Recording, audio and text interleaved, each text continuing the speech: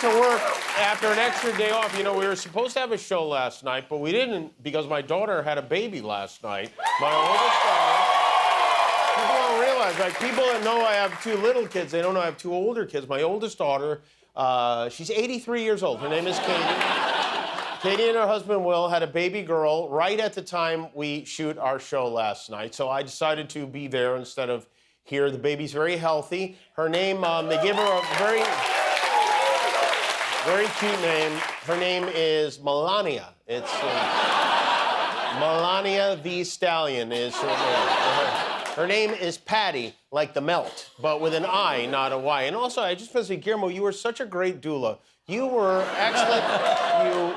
You were reassuring. You were calm. Your hands were soft. You were perfect. Thank you so much. Oh, you're welcome. On behalf Anytime, of the whole Jimmy. family, you know. Anytime. We had an army of family at the hospital. It was bigger than Coachella.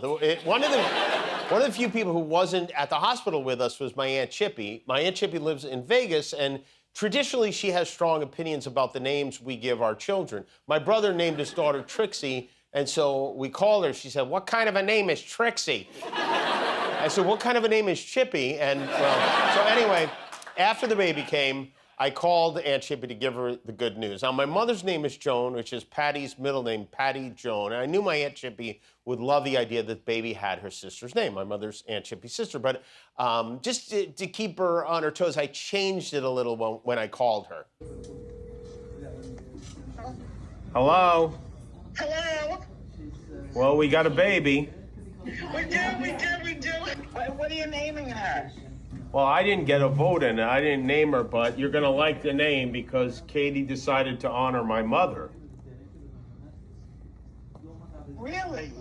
Really nice. The baby's, and it's kind of a combination name of my mother's first name and Mama. The baby's name is Joe Mama Logsdon.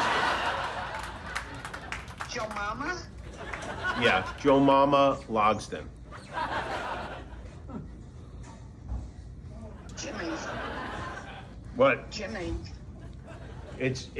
She named the baby Joe Mama Kevin Logsdon. Oh, you're full of She didn't name the baby that. You know, if you don't stop busting my balls, I swear to God, when I die, I'm going to come back and haunt you. I swear to God, I'm going to haunt you. What do you have to wait till you die for that for? Seems like it'd be more efficient to haunt me now. No, the baby's name is not Joe Mama. It's Brangelina. Oh, my God. Put your mother on the phone. You know, I've been thinking about it. It's a big responsibility to be a grandfather. You have to, I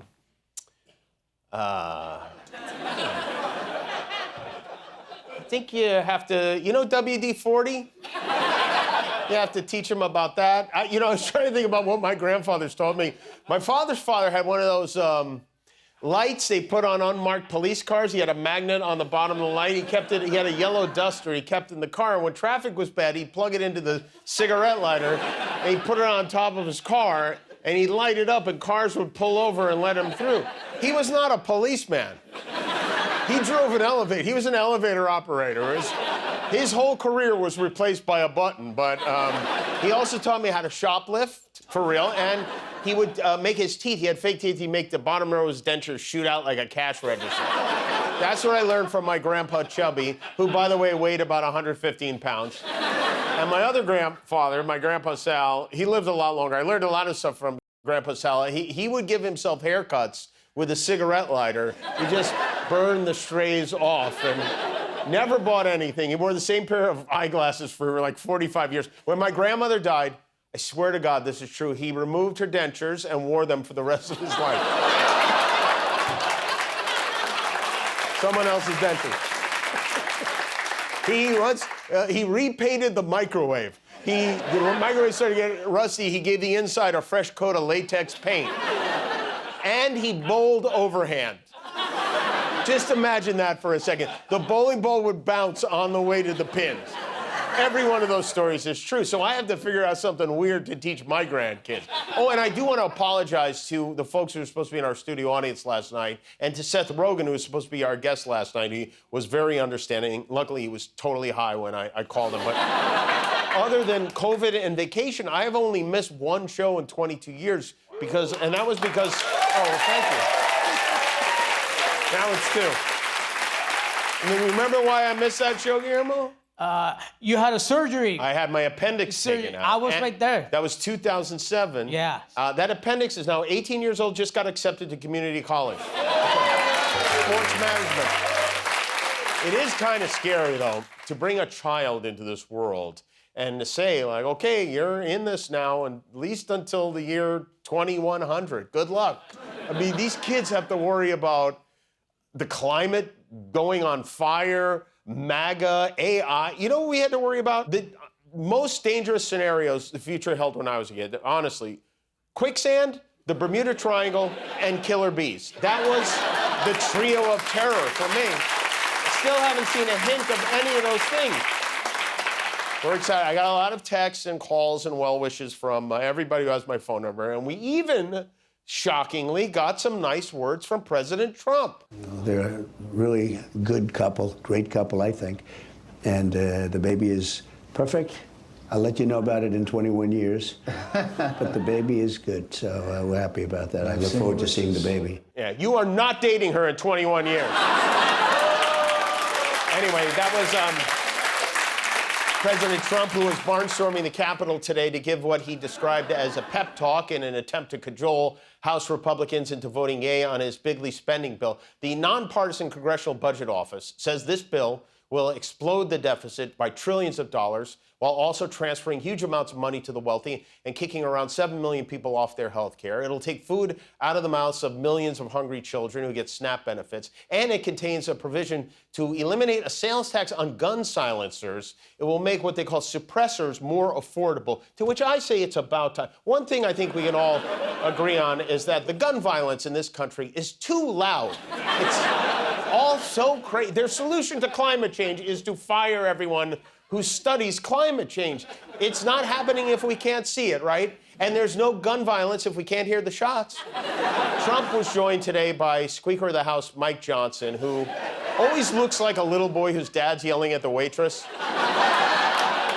They're trying to get Republicans to fall in line with what he keeps calling his big, beautiful bill. And now he somehow has got all the dummies around him calling it that, too. One big, beautiful bill. One big, beautiful bill. One big, beautiful bill. One big, beautiful bill. One big, beautiful bill. One big, beautiful bill. One big, beautiful bill. One big, beautiful bill. One big, beautiful bill. One big, beautiful bill. One big, beautiful bill. One big, beautiful bill. One big, beautiful bill. Big, beautiful bill. Big, beautiful bill. Big, beautiful bill. Big Beautiful Bill would be a good wrestling name, right?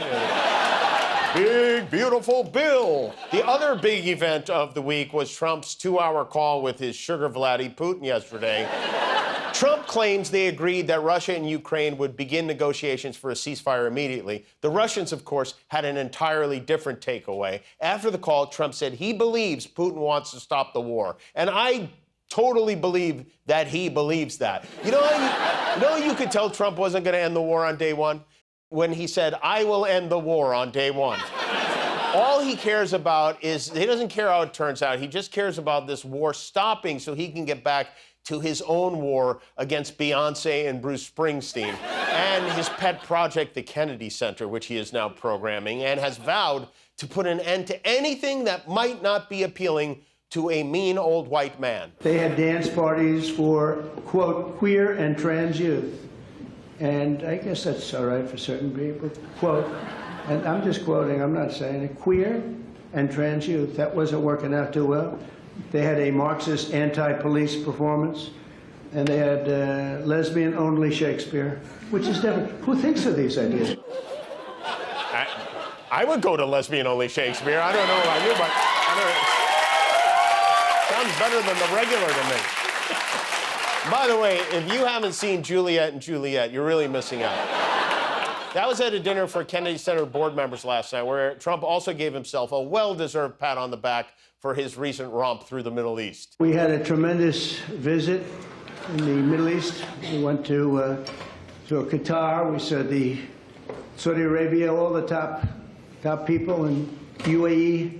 It's being credited as one of maybe the most successful visit that anybody's ever made to any place. There's never been anything like this. It's the most successful visit anyone has ever made to any place. You know, in the late 60s, a couple of guys made a pretty successful trip to the moon, but this one was bigger. They didn't get a $400 million plane out of it, and he did. And then we had the First Lady who made a rare public appearance at the White House to salute the Take It Down Act, an executive order aimed at stifling deepfake pornography. It's an honor to join you here today for the signing of the Take It Down Act. Artificial intelligence and social media are the digital candy for the next generation. Sweet, addictive, and engineered to have an impact on the cognitive development of our children. But unlike sugar, these new technologies can be weaponized. Yeah, unlike sugar. Poor Barron is like, Mom, stop!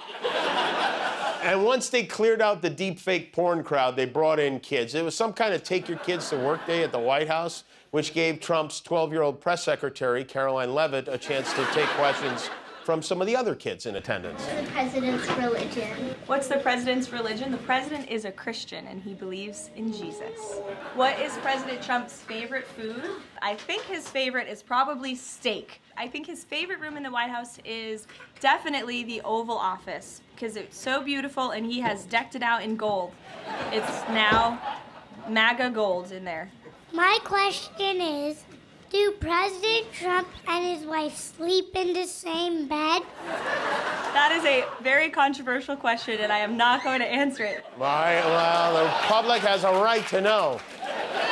Another thing I was thinking about today, one day there's a good possibility that my granddaughter will watch this monologue. Like, you know when you give people a newspaper from the day they were born? This will be her version of that. On this day in 2025, the First Lady did battle against deepfake porn. Never before have we been more unsure about what the future holds. We have no idea what this world's going to be like in 25 years. Well, one thing we do know with relative certainty is that no matter what happens, no matter how crazy it gets, there will still be one place that is crazier than all the rest of the places. And with that said, Patti, my granddaughter, if you were watching this now, I'd like to introduce you to something very strange, something we, after hundreds of years, we still have no explanation for. Its name is Florida. A Florida woman is accused of shoving cheesy nachos down her wife's pants and assaulting her. This happened in Port St. Lucie. Police say that Allison Swan made comments about her wife's late-night eating habits when she found her making nachos in the kitchen, and that's when she allegedly shoved the nachos down her wife's pants and assaulted her. That's right. You know what? That's lesbian Shakespeare right there. Guillermo, do you know how many subscribers we have on YouTube now? 20 million. That's right. Yeah, that's why we're wearing these glasses. Thanks for being a subscriber. If you're not, help us get to 20,000,001.